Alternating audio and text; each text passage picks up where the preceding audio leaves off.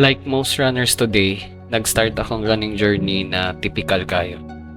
Nag-start ko jogging sa Twin Road sa may Children's Park way back 2016. Wala ko nagdagan para mo-appeal og race. Nagdagan ko for health benefits. Pero eventually, dito gyapon padulong ang tanan. Nag-start ka og 3K na jog, mapadulong og 5 kilometers na fun run. The next thing you know, long run na lang para sa imo ang marathon distance. Kaniadto ang running clubs gamay ra kaayo. Ulaw pud kaayo isabay sa ilaha, especially if beginner ka. Sa Iligan, isa ra ka grupo na makita nako kada Sunday gadagan sa highway sa ilang regular long run. Matagbo nako sila during sa akong solo long runs ug always jud sila gapamansin. Ako ray maulaw kay lagi newbie pa.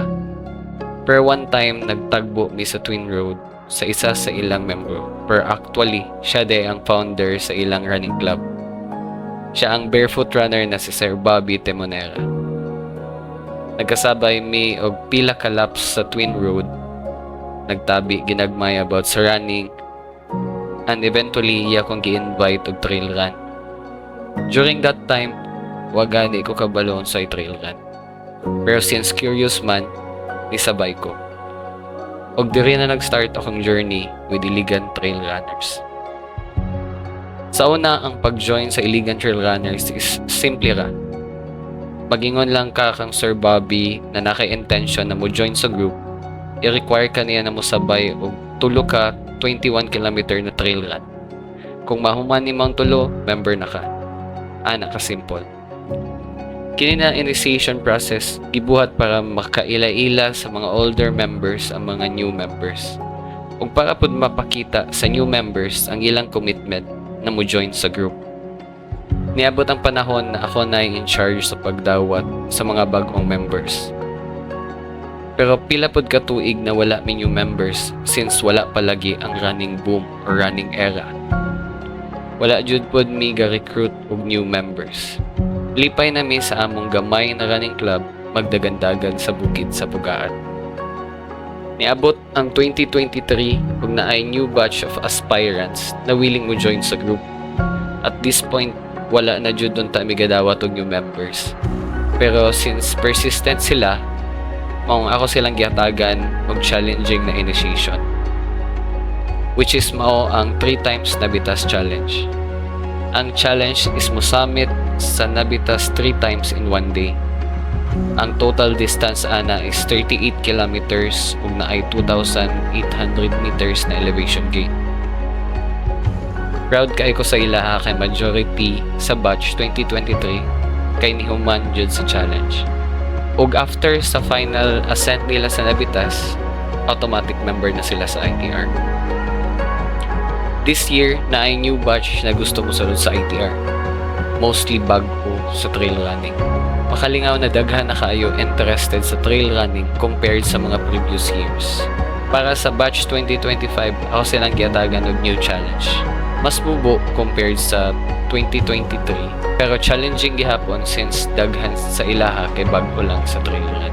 Ang distance sa ilang initiation kay 36 kilometers ug naay 1,900 meters na elevation gain. 2 weeks after H1, balik na po tag trail. Mission for today is ITR aspirants initiation. Currently 11 kilometers. So far mo ni pinakadaghan nagpa-initiate. Around 24 ka aspirants. Hopefully makapinish tanan within target time of 11 hours. Paper.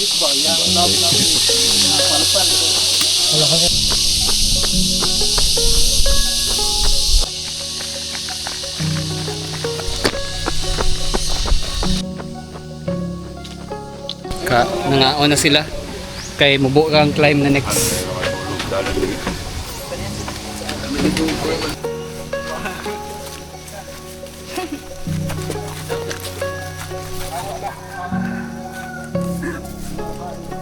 ITR.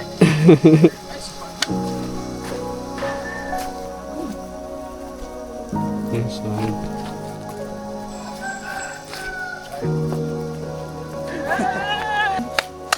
Go.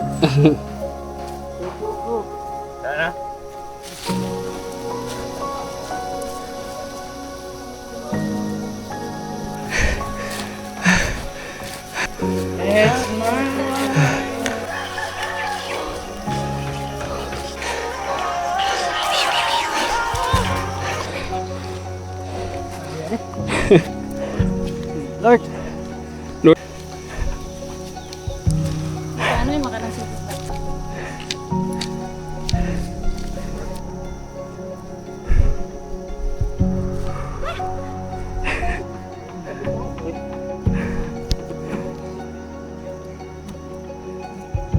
Napil pagod si ko ano kay na si baby girl impas jud mo. Sa man di kani agi. Agad na ito gawas. Alangan ay dili laos na ta sa Lombatin. O lagi. Manggahan ta wala ta ni sa kagagad-agad. O wata sa kagad. Marang gikuan na. Saka gyapon kayo. Sa kagad. Pero ano makita ka na mo ron. Dogon pa. Sino mo? Happy na magay mo saka sa na banat sir. Go. Kaya ba ka saka dere?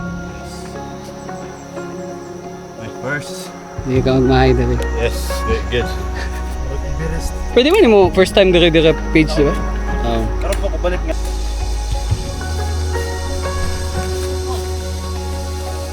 Nami sa short but sweet na climb. Aru! Ta, pahulay sa daw sila. Masimutan na mo diri lang mga perfume. Nanggawas nilang mga secret weapon.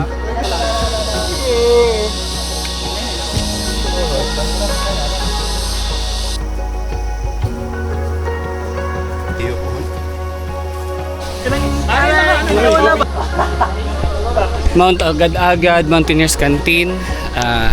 Ga-decide pa sila kung mulahos ba sila. Dala, okay na.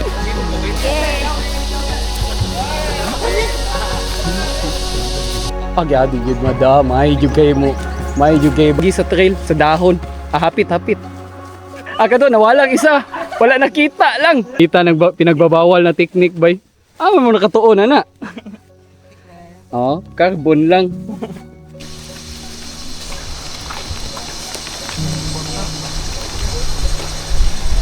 Ipaunta na bitaw ko sa Frederica kung wala mo bili. Bakay mo tulog, ikaw na may unahin ni mata. Eh, marag gusto ko din na siyang mahay na. Pasok siya.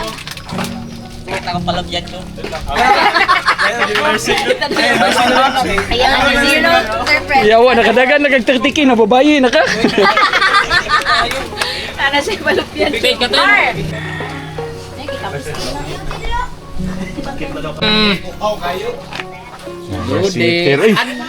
Refreshing. Oh. Nanangit ba ka ni? Oo, di na nang kita. Shots. Shots sa amin shots kay init kayo. Mas lamig kasi sa botilya eh. Butang ba eh? Carb load. Pareha ka na basta mo bula. Cheers. Sunod nga carbs. Sakto kay magmaay sila sa uphill. Gamay. Go. Bad ba na sir? Dia may padulong oh. Ligsik na. Dia. Amo na. Sa dia may padulong. Dali na ko. 9 hours 30 minutes. Okay pa man sila. Malipayon pa man gyapon sila ang desisyon sa kinabuhi. Wala, diferensya. Di ba? Wala ka. Tuga. Kahapit na daw malangkat yung palupyan tube.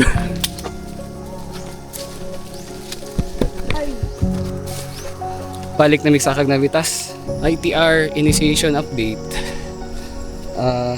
33 kilometers. 10 hours 23 minutes. Dako ang passing rate sa mga aspirants. Mostly sa ilaha is short distance pa lang. So first time sila na almost marathon nilang madagat. For more than 30k. So, muna yung second ascent sa Navitas. Elevation gain 1,967.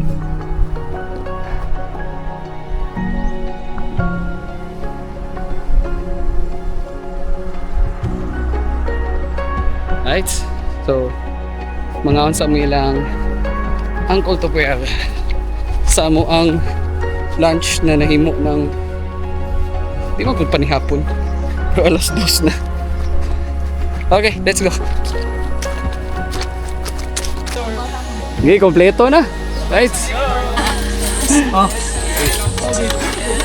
Lord, to you we entrust everything, all this we ask in Jesus' mighty name.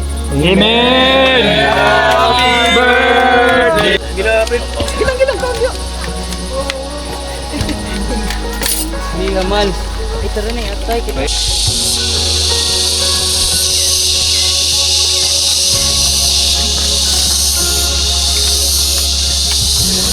Ate Julie, alis Ate Julie.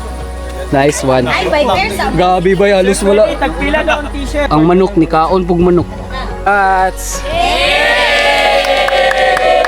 guys. Naka-finish jud sila.